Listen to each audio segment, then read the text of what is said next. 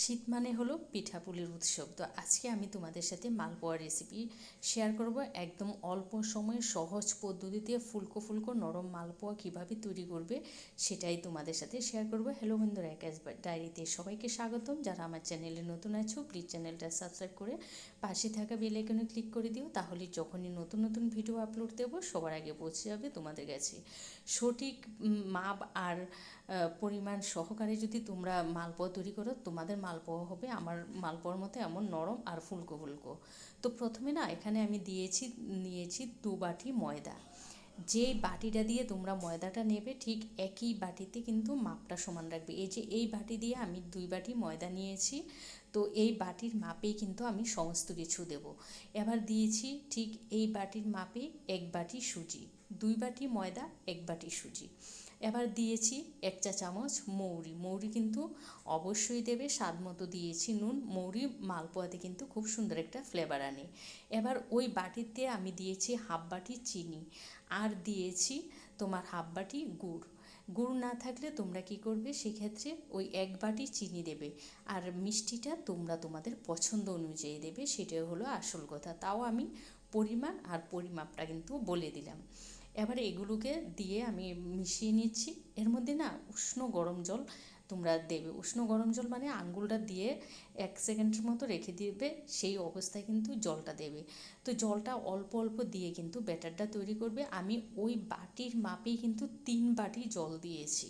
এই মাপটা কিন্তু তোমরা খেয়াল রাখবে। 2 বাটি ময়দা, 1 বাটি সুজি, 1 বাটি চিনি, আর আমি যেহেতু গুড় সহকারে দিয়েছি তো হাফ বাটি চিনি আর হাফ বাটি গুড় দিয়েছি, আর দিয়েছি 3 বাটি জল। বাটি কিন্তু ওই একই মাপের। এভাবে কিন্তু আমি ব্যাটারটা বেশ দেখো ভালো করে মিশিয়ে 5 মিনিটের মতো ফেটিয়ে নিয়েছি।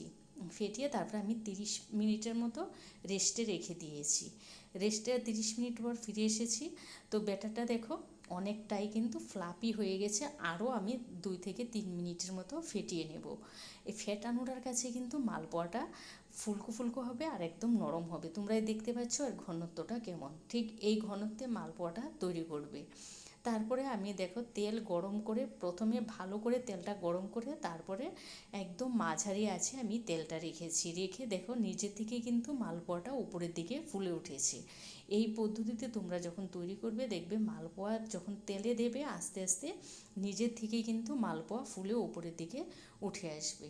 তো কত সুন্দরভাবে তৈরি হয়ে গেছে। আবারও বলছি, তোমরা পরিমাণ আর পরিমাপ এই জিনিসটা যদি মাথায় রেখে মালপোয়াগুলো তৈরি করো, তোমাদের মালপোয়া হবে একদম নরম ফুলকো ফুলকো। আমি কিন্তু পরিমাপটা বলেই দিয়েছি। ওই যেই বাটিতে ময়দা নেবে ঠিক একই বাটিতে সুজি নেবে, ময়দার অর্ধেক সুজি, আর একই বাটিতে নেবে চিনি বা গুড়, তোমরা যেটাই দাও। আর মিষ্টিটা দেখো তোমরা তোমাদের পছন্দ অনুযায়ী দেবে। তো কথা বলতে বলতে দেখো এইভাবে কিন্তু আমি সমস্ত মালপোয়াগুলো তৈরি করে নিয়েছি। তোমরা আমার এই রেসিপিটা ফলো করে যদি মালপোয়া তৈরি করো, খেতে কিন্তু দুর্দান্ত হবে। এই মালপোয়া তৈরি করে তোমরা 2-3 দিন রেখে দিলেও কিন্তু মালপোয়া নরম হবে না।